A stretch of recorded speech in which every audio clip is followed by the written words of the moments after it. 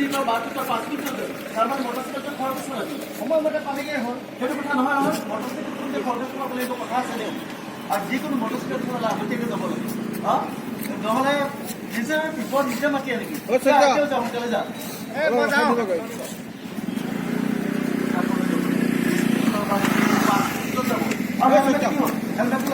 জোতা পিন্ধিছে নালাগে চুলিখিনিহে বেয়া হ'ব চুলিখিনি বেয়া কাৰণে হেলমেট নিপিন্ধ জোতাটো পিন্ধিব নোৱাৰ নালাগে জোতাযোৰ গৰমে উঠিব বিপদ ক'ত কেতিয়া কৰিব নাপায় জোতাটো পিন্ধিছা নালাগে হ'ব কথা কৰি নুশুন নিজৰ বিপদ জীৱনটো নিজৰ হাতৰ মোক জান কাৰ ক'ত কেতিয়া কিবা কথা গম নাপায় তোৰ পৰা কথা এটা নুশুনে হেলমেটটো পিন্ধে নাযায় জোতা পিন্ধে নাযায় কেতিয়া ক'ত ৰাস্তা পদূলি এনেকুৱা কিয় কচোন কিয় মাতি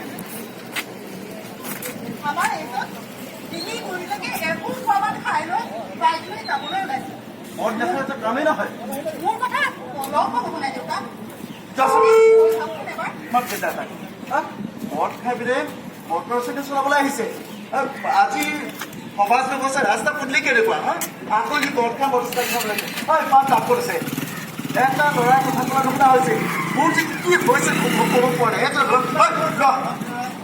মদ খাই মটৰচাইকেল চলাবলৈ আহিছ এগালমান ডিঙিগুৰিলৈকে খাই লৈছে এতিয়া বাইক লৈ যাবলৈ ওলাইছে হেলমেটটো কি হ'ল এইবোৰ নহ'লেও চলি যায় কেনেকে চলিব পুৰা জন্তু ৰাস্তা পদূলি কেনেকুৱা দেখিছ নাই পুৰা চলাই যাম দেউতাবোৰ চিন্তা কৰিব নালাগে জীৱনটোৰ এটা মূল্য আছে জানো এইটো জীৱন আকৌ তোলাই নাপাওঁ এইবোৰেতো কথা শুনিব মদে শেষ কৰি পেলালে অজ্ঞানী জ্ঞান দিলে মনে পাই কষ্ট ঘেৰুৱা ঠাৰি সিজালেও নিছে এইবোৰক কি জ্ঞান দিব এইবোৰক তোক চাই ল'ম তোৰ ঘূৰিলৈকে মদ এসোপা খাই লৈ মোৰ ছাগলীটো মাৰিব লাগে নে কি হ'ল তোৰ কি কৰিলে পুতেৰে পেটটোৰ ঘূৰিলৈকে মদ এসোপা খাই মোক কালি টকা ছাগলী পোৱালিটো মাৰিলে হে মই কৈছিলো নহয় তুমি বেছি কথা নকবা হে কি অলপ চম্ভালিব নোৱাৰা এই ৰবাচোন কথাটো শুনি লোৱা তাকতো মই ইয়াতে বাধা দিছো খাব নালাগে বুলি আৰু কি কথা শুনেকে ওলাই গ'ল তেতিয়াহ'লে পুতেৰক বুজাব নোৱাৰা নেকি হে মোৰ কালি টকা ছাগলী পোৱালিটো মাৰিলে যে পইচা কোনে দিব অলপ পইচা লাগিব কৈ দিলো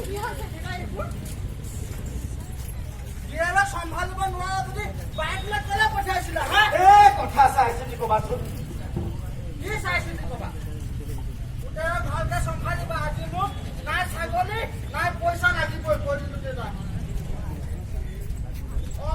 আহিছে আকৌ এখন আহিছে ৰতনে যে মুকলি খাই ছাগলী পোৱালিটো মাৰিলে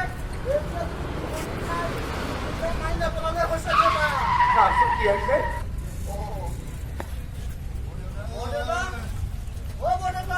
কি হ'ল ঘৰত আছে নে কচোন কি হ'ল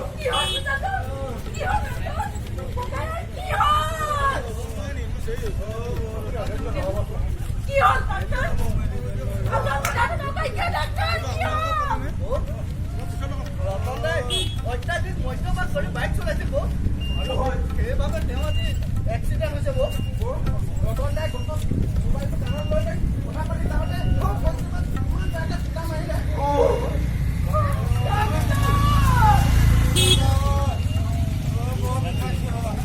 মানুহ হ'লে মই গ'লে মই যাম দেই কিন্তু মোক আজি নাই ছাগলী নাই পইচা লাগিব কৈ দিলো মই এই প্ৰাথমিক চিকিৎসাখিনি মেডিকেলত কৰাই নেকি যিমান পাৰি সোনকালে আপোনালোকে দিবলৈ দিয়াৰ ব্যৱস্থা কৰক আৰু এটা কথা হয়তো চকুলো জীৱনৰ কাৰণে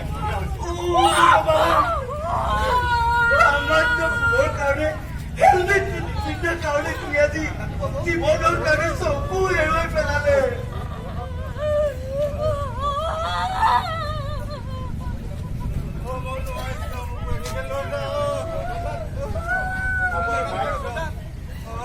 আপুনি বাইক চলাওঁতে হেলমেট পিন্ধাৰ কাৰণে চকু আৰু মূৰত দুখ পাবলগীয়া হ'ল যদি মূৰত হেলমেটটো থাকিলেহেঁতেন তেন্তে নিশ্চয় এনে অৱস্থা নহ'লহেঁতেন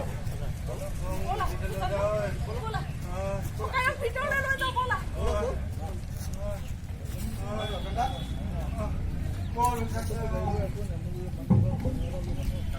দেউতা মই এতিয়া আহোঁহে। আমি বাৰু এনেকে জনসাধাৰণক সজাগ কৰিব নোৱাৰো নে? নহলে কিমান নৱ প্ৰজন্ম এনেদৰে হেলমেটৰ দুখত, জোতা পিন্ধাৰ দুখত, হেলমেট পৰাৰ দুখত কিমান প্ৰজন্ম শেষ হ'ব? মোৰ ল'ৰাটোৰ জীৱন আৰম্ভ হৈছিল। বৰদেউতা আমাৰ জৰুৰী ফোন আহিছে বৰদেউতা, আমি যাওঁ বৰদেউতা। ছাৰ, ছাৰ আপুনি ৰখকচোন, ছাৰ আপুনি আমি অহালৈকে ৰখিবচোন।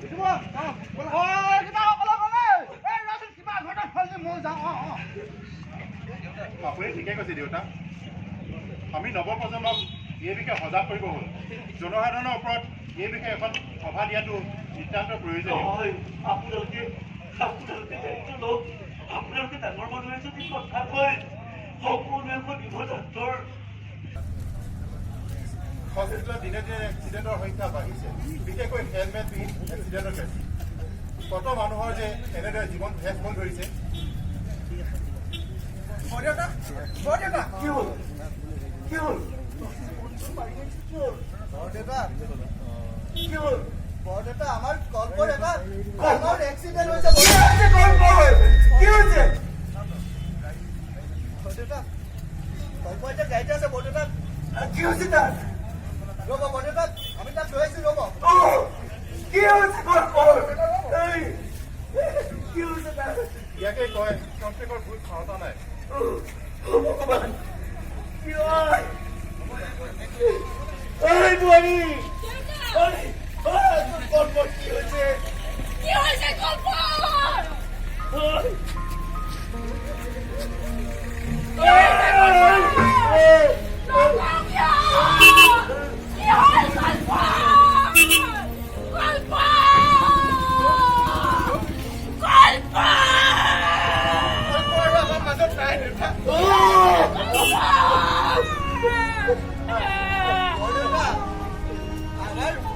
আমাৰ কল্প মূৰটো একেবাৰে ভাগি পৰিছে বৰদেউতা।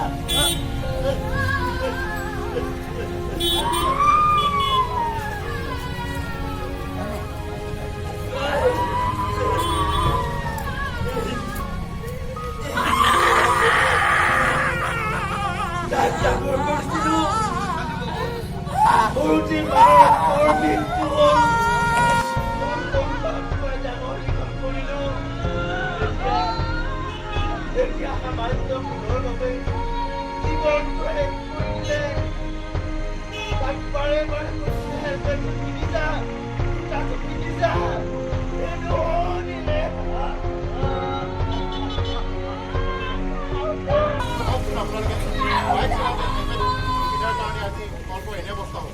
সুৰাপান কৰি মদ্যপান কৰাৰ কাৰণে ৰতনৰ চকুটো হেৰুৱাব লগা হ'ল।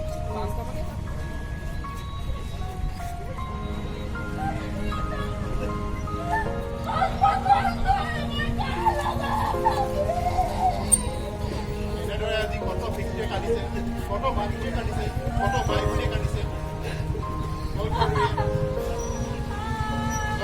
সহায় যুৱকৰ তেওঁলোকক আগতে আমি নতুন প্ৰজন্মক এটা সিদ্ধান্ত কৰিব পাৰোঁনে ছাৰ? নিশ্চয় ৰাইজ সজাগ হ'ব ছাৰ।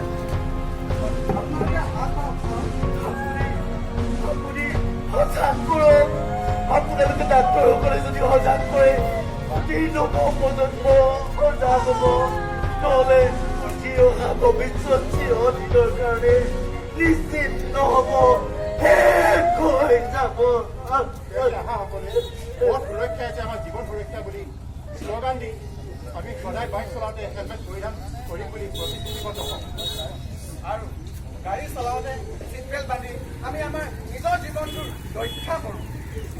হয় ছাৰ, আহক আমি সকলোৱে মিলি এক সংকল্প লওঁ যেন চৰকাৰী সকলো নীতি নিয়ম মানি চলি যান বাহন চলাম বুলি। আৰু সকলোৱে আমি একেমুখে কওঁ আহক পথ সুৰক্ষা পথ সুৰক্ষা